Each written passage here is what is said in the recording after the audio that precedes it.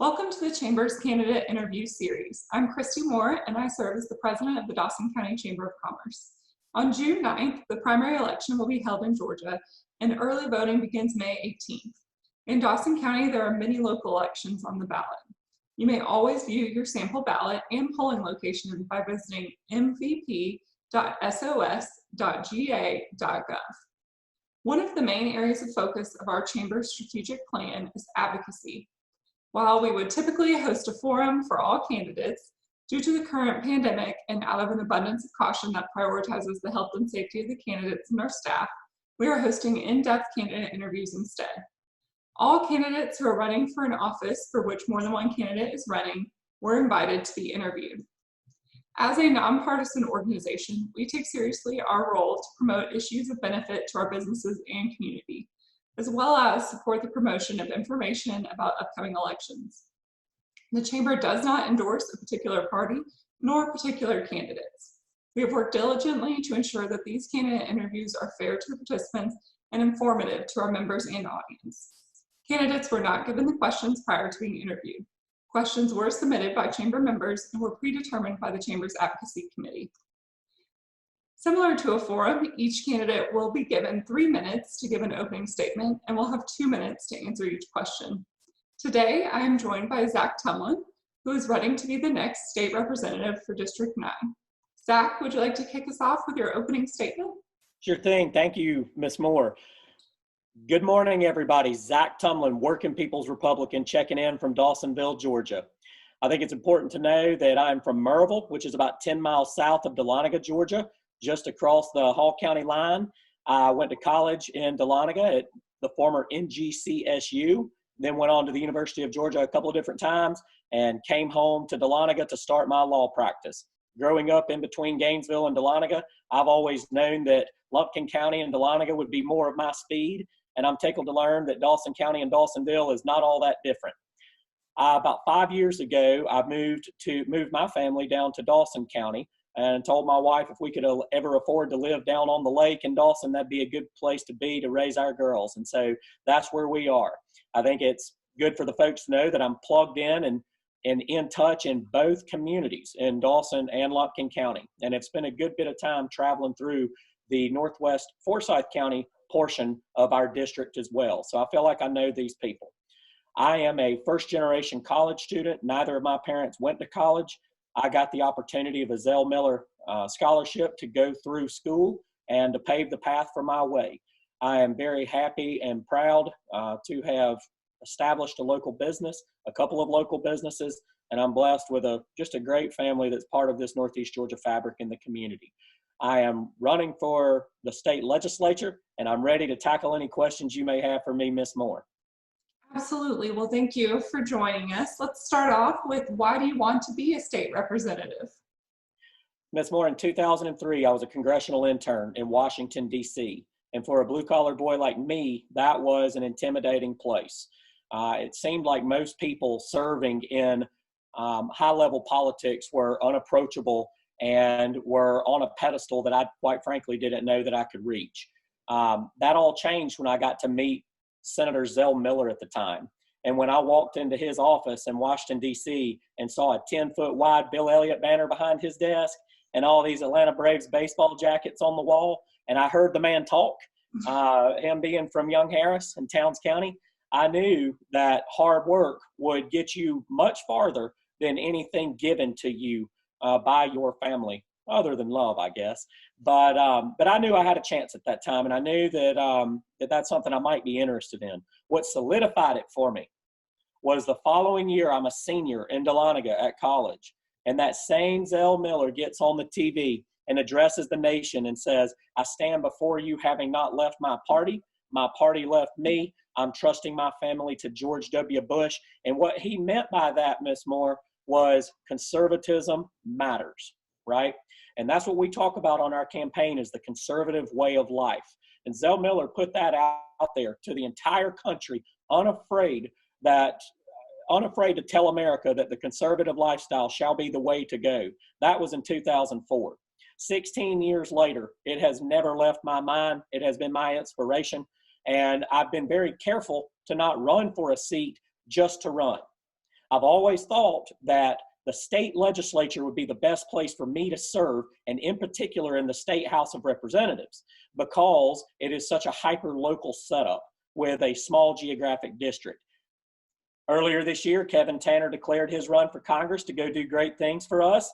The seat opened, the very seat that I've wanted, and here I am. I'm ready to serve.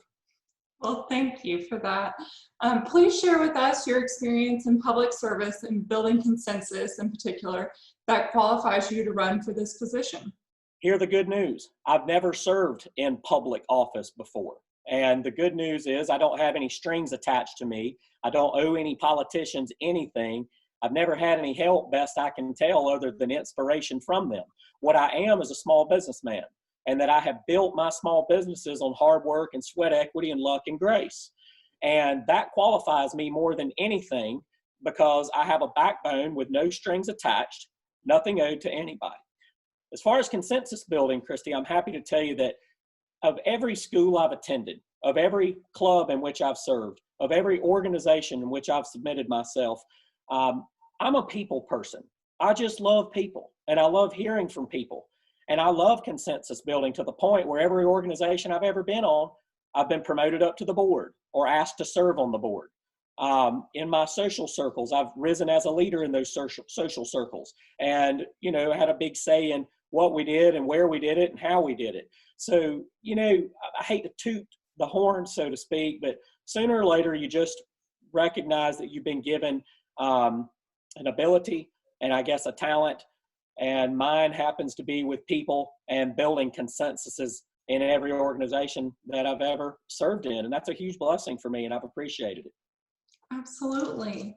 Well, if elected, share with us how you will maintain accessibility for your constituents. Kevin Tanner has done a wonderful job of hosting a Saturday meeting in Lumpkin and Dawson County, alternating on the weekends. I love that. And I plan to carry on with that, and I plan to expand upon it too. I think the Racing Hall of Fame is a wonderful spot for Dawsonville. I think Farmhouse Produce over on Long Branch and 60 is a great spot to get out and meet in a more countrified setting.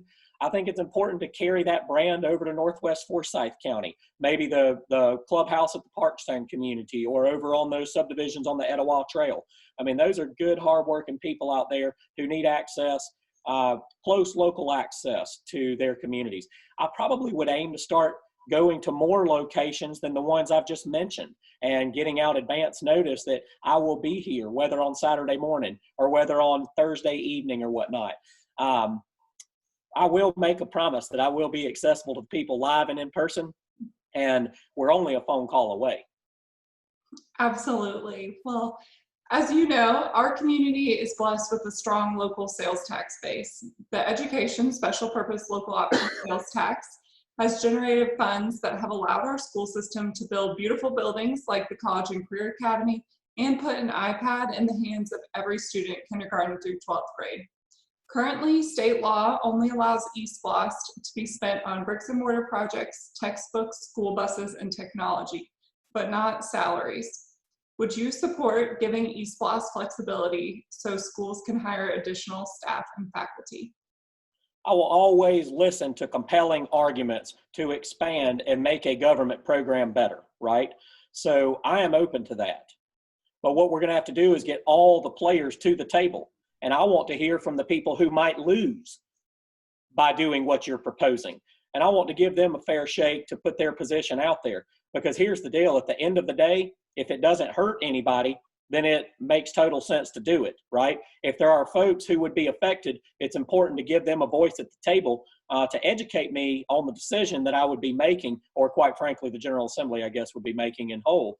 But we're going to have somebody who is willing to listen to both sides of the fence and then take a strong stance on what's best for the district. And if what you proposed ultimately is best for the district, then I'm open to it. Great. Well, kind of following up on that, we're talking about as the state continues to grow, you know, particularly north of Atlanta, where your district would lie, transportation infrastructure becomes increasingly important. If elected, how do you intend to advocate for increased funding from the Department of Transportation? At the end of the day, the big budget war that's coming as a result of COVID-19 is going to be insane and out of control.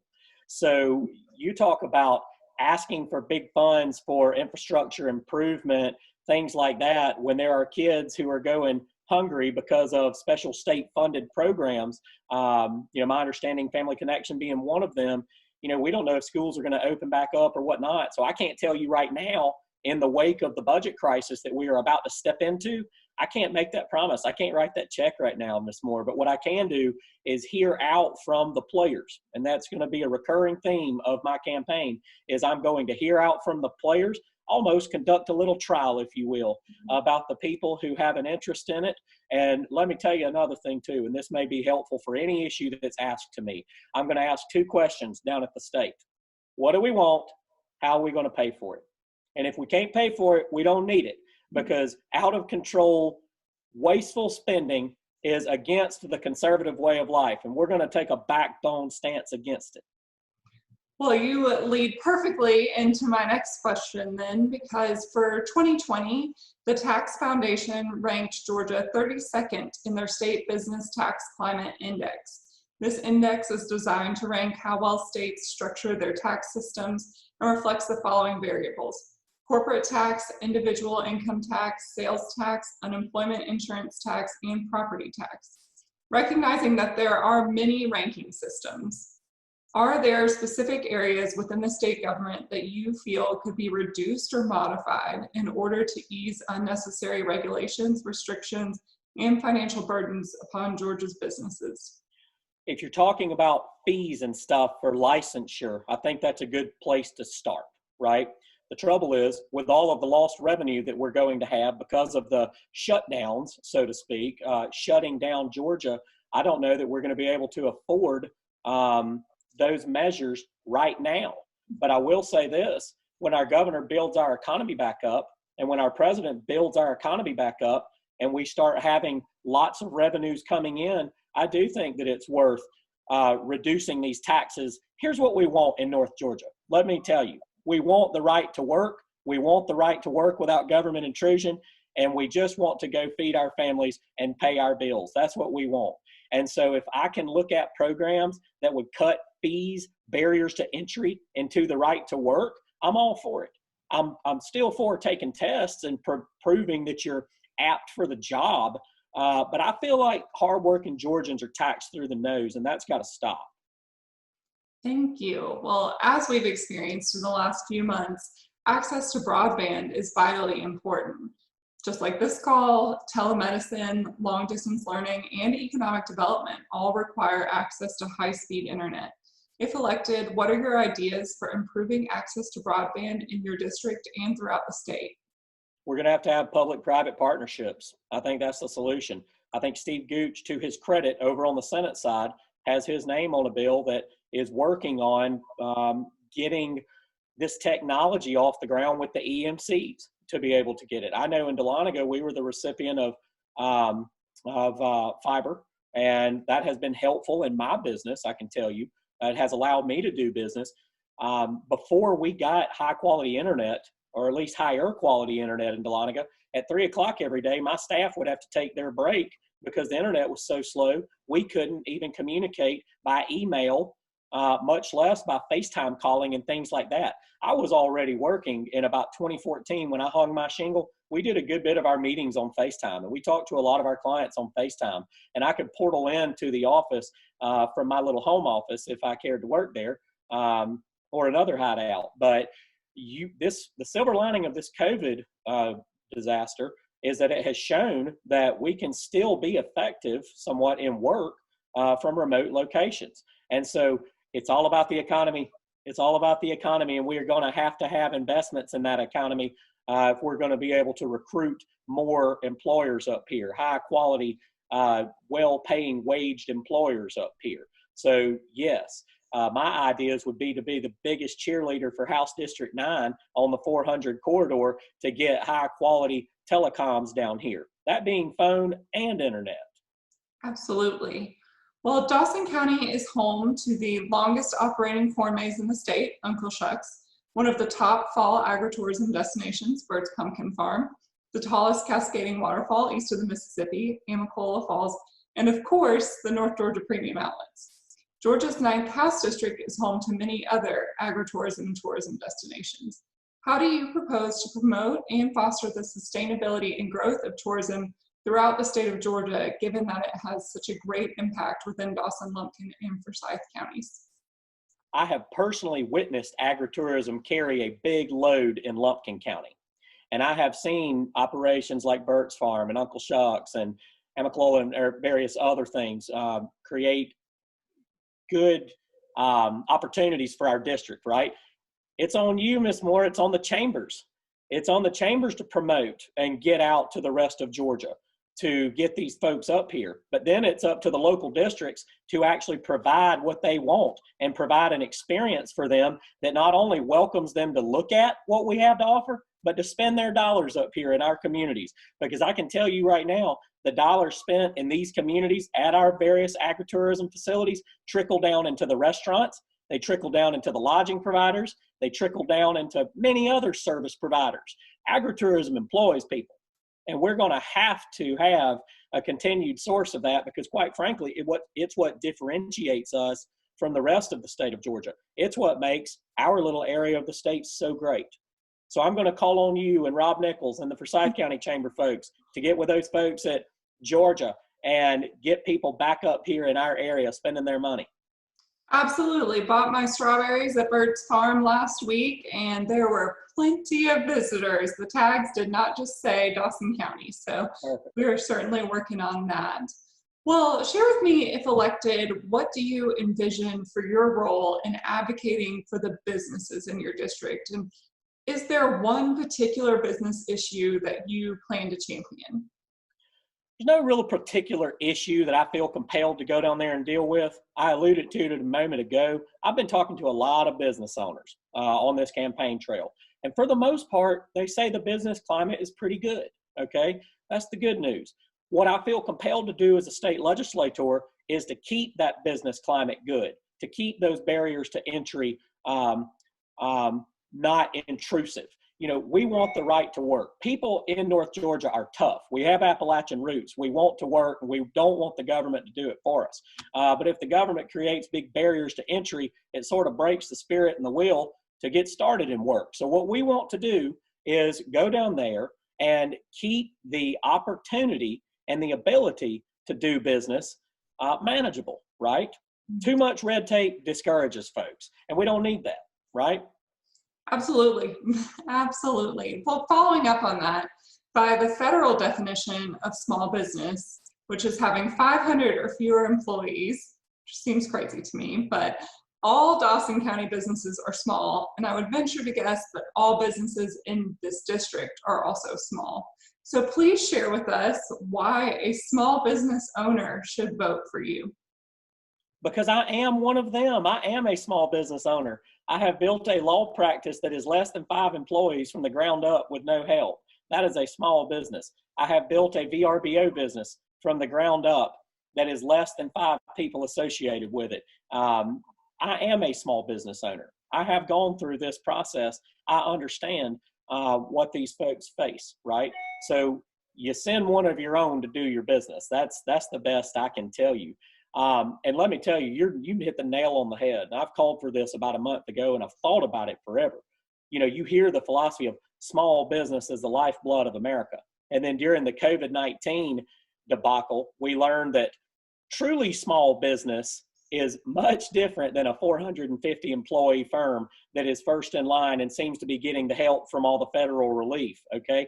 I'm not really sure of one truly small business owner who was taken care of promptly, efficiently, and effectively. And so I was on a call the other day with our congressman, and I asked that very question. It's time to redefine what a small business is, okay? Because my gut is that most of mom and pops are small business. Folks who have 50 employees or less, that's probably a legitimate redefinition of small business. We may need to call more than that a moderate-sized business or whatnot, and it may be worth redefining from the perspective of assisting small business to have a whole separate division within that small business administration to actually get help services. Service is what it's all about, getting service to the small business owner who needs it, right? But I'll tell you, prior to the COVID issue, in my experience, small business people are gritty and they're tough and they can generally take care of themselves. And I love that about our area, right? But when you spend trillions of dollars hiding from a virus, I think it's important that if we're going to shut people down and stop their right to work, we need a different service line for them at the governmental level. Absolutely. Well, as we come to a close, please share with us anything maybe we missed in asking as you share your closing statement. Thank you very much. It's been wonderful spending a few minutes with you this morning. We don't really have a big agenda that we want to accomplish. What we want to do in Atlanta for the people of House District 9 is defend conservatism, defend the conservative way of life, and that's going to start with fiscal conservatism, okay? That is the most important thing. In fact, it's the only thing the General Assembly is required to do, is to pass a balanced budget, okay? And so especially in next year's session, and even when they reconvene now, they're going to have some very hard issues to deal with the big budget and the little budget. But next year, we're going to have to carry on with that as hardlining conservatives about dodging this wasteful spending, right? And when you get that under control, it should lower taxation, okay? And so fiscal conservatism matters. It matters more than I could ever express on this interview. Social conservatism is pretty, and what I mean by that is pro-life politics. What I mean by that is pro-Second Amendment politics with the right for you to possess a shotgun, a rifle, and four-wheel drive to protect your family, okay? So, but with a Republican-led majority in both houses at the state level, I feel like we're pretty good on social policy. What we have to have down there in Atlanta is a high energy, that's me, a big backbone conservative who owes nobody anything and who is willing to fight the good fight for fiscal conservatism. And that's what I want my mark to be on my public service in the Georgia's General Assembly. Absolutely. Well, we appreciate you joining with us today, but please share with our viewers where they can find out more information about you or how they can get in touch with you. www.tumlinforgeorgia.com, all spelled out. Just spelled out like behind my shoulder here. I'm on Facebook at Zack with a K, Zack Tumlin for Georgia. My telephone number is 706-973-8273. If I don't answer, I'm talking to somebody else, leave a message and I will call you back. Absolutely. Well, thank you for joining us today, Zack. Y'all have a wonderful day, Ms. Moore.